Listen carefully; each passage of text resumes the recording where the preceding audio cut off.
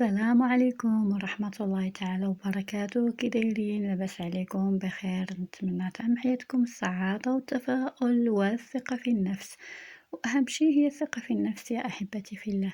إذا اليوم إن شاء الله فيديو جديد ووصفة جديدة. اليوم غنشارك معكم واحد الطاكوس ساهل ماهل واقتصادي، مكونات في المتناول. عندي هنا واحد النسبة من الدجاج، قطع الدجاج، وكذلك عندي واحد البصلة مشلطة، 4 فصوص من الثوم، وعندي هنا هاد الفلفلة، فلافل ألوان اللي كانت مجمدة عندي كانت في المجمد.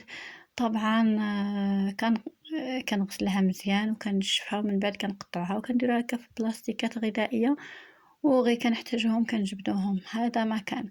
إذا عندي واحد النسبة من الفلافل كما شفتوا. عندي هنا فلفلة حمراء وصفراء كتكون مخلطة، وكذلك كاين قزبر ومعدنوس، وباقي المكونات غتشوفوهم معايا في طريقة التحضير.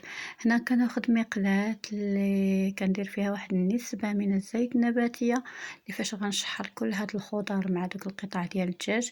كندير هنا البصلة اللي مشلضة كما كتشوفوا بهاد الطريقة، ومن بعد غادي ندير ديك الفلافل الالوان. بالنسبه للفلافل ممكن ديروا حتى الفلفله خضراء، وكما قلت لكم باش تسهل عليكم القضيه، يعني باش الفلفله كنشريوها في ديك الوقت اللي كتكون يعني كتكون كثيره موجوده في الاسواق وكتكون شويه الثمن ديالها رخيص، كنشريوها وكتغسل مزيان. هنا نشفتها مزيان حتى نشفات، عاد كنقطعها هكا مكعبات، ولا ممكن تقطعوها بالطريقه اللي بغيتو نتوما.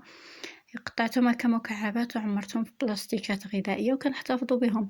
نفس الطريقه ممكن ديروها حتى للفلفله خضراء، كنحتفظوا بها في المجمد وكنخليوها حتى كنبغيوها وكنلقاوها المهم موجوده. يعني هذه طريقه كتسهل علينا الخدمه بزاف. كما شفتوا درت كذلك دوك 4 ديال الفصوص من الثوم، وهنا كناخد واحد النسبة من القزبر ومعدنوس مخلطين. هنا غادي نقطعهم بهذا الشكل. وهذا الطاكوس بمكونات يعني بسيطة واقتصادية وكيجي رائع جدا. طاكوس عاشوري 100%، يعني بطريقتي أنا.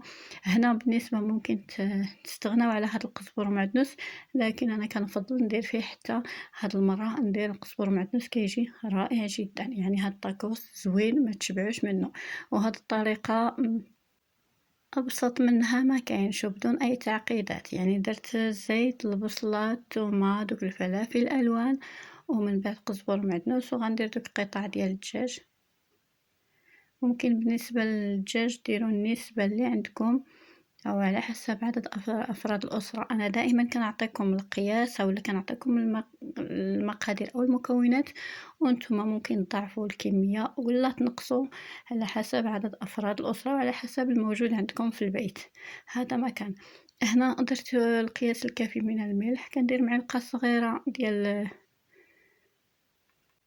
الكركم أو الخرقوم البلدي، ملعقة صغيرة ديال السكينجبير أو الزنجبيل، ونصف ملعقة صغيرة من الإبزار، ما كنكتروش الإبزار. وكندير واحد الرشة خفيفة من الزعفران، وكنخلط كل هاد المكونات وغندير كلشي فوق النار حتى كيتشحر. أو كيطيبوا هاد المكونات. كندير كلشي في خطرة واحدة بدون تعقيدات كما قلت لكم، وصافي. من بعد ما كيطيبوا لي كنتاكد انه داك القطع ديال الدجاج طابوا مع داك الفلافل والبصله. هنا في هذه المرحله كنضيف هاد الكريمه الخاصه بالطبخ كما كتشوفوا. عندي 2 علب كنديرهم هكا. يعني هادو كيعطيوهم واحد كيجي لنا هاد الحشوه او هاد الخلطه هذه كتجي لنا معلكه وما كتجيش ناشفه. الطاكوس الا كان ناشف راه كي والو. ضروري كيكون شويه تكون فيه ديك التعليكه، وكيكون حتى المذاق ديالو بهاد الكريمه هذه كيجي رائع جدا. كنخلط ورجعته شويه فوق النار، غير هكاك ما كملش دقيقه صافي. ومن بعد كندير شويه ديال الفرماج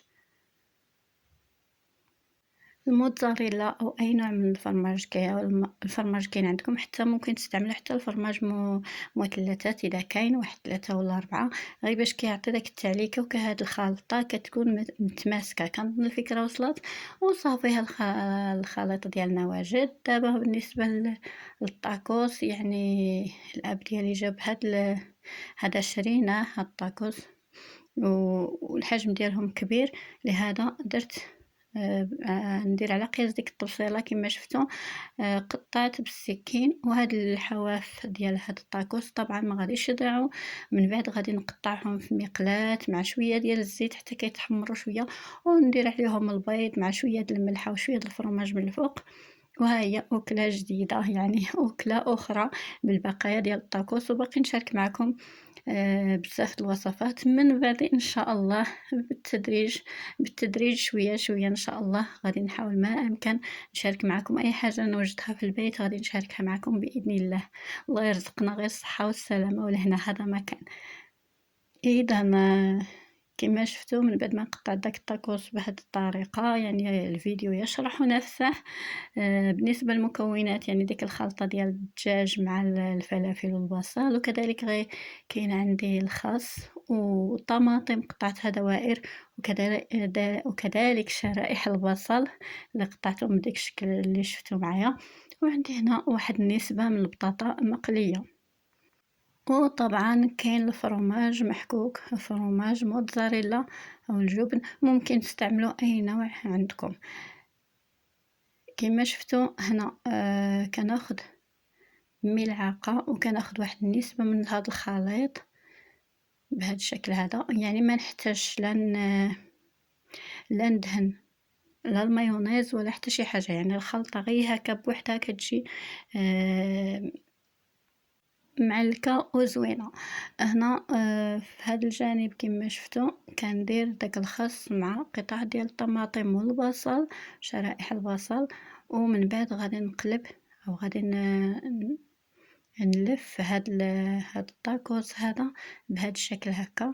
كما كتشوفوا كيجي على شكل مثلث، يعني طريقة سهلة جدا ومبسطة وكيجي رائع جدا. ونتمنى تجربوا بهذه الطريقة اللي درت معكم اليوم، كيجي المذاق ديالو مولا اروع ما تشبعوش منه.